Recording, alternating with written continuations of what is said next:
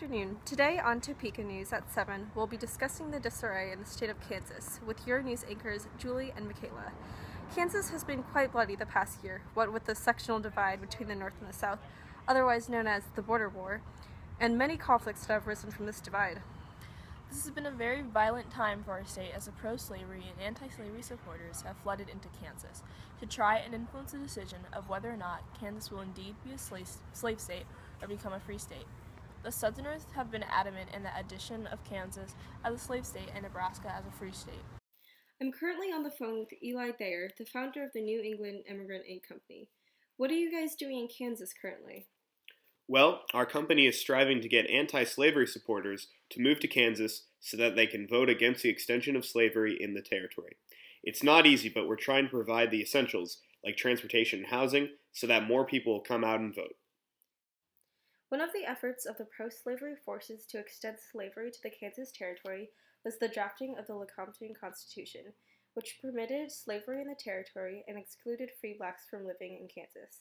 This was not accepted by Congress. To further explain the scene outside, here's our latest update coming to you from Joanne. There's been lots of excitement at the polls today.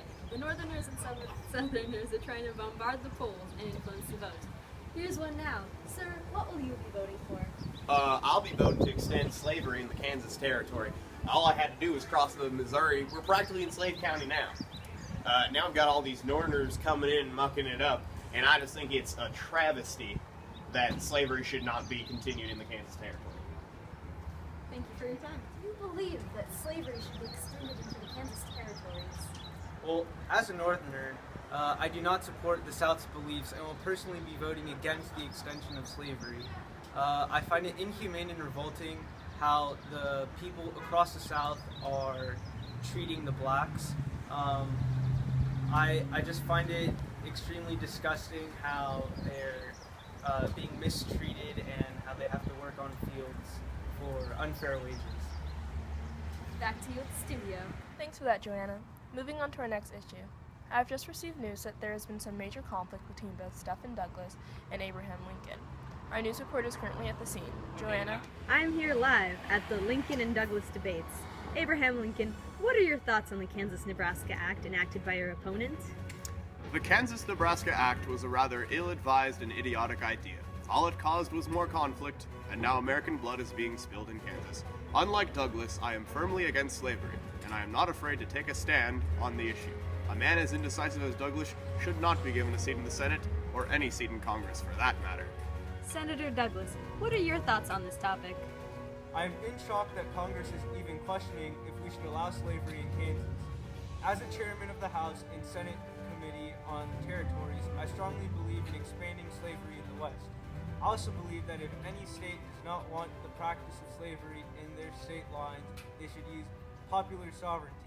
But for now, I believe that the people should respect the decisions that the government makes for them.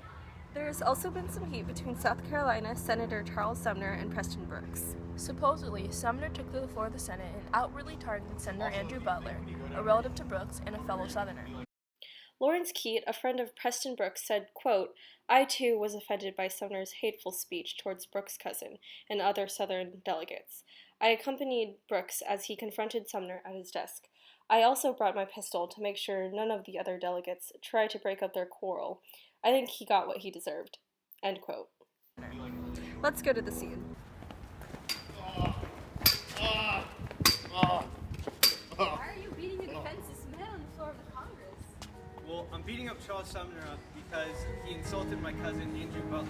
He made a mockery of our family name and spouted vicious lies about the unethical practice of slavery. As a proud Southerner, I can't let this man get away with his hateful speech.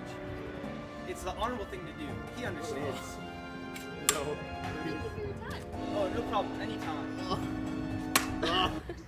It took 3 years for Sumner to recover. Alright, well that'll be all for today, folks. Tune in next time.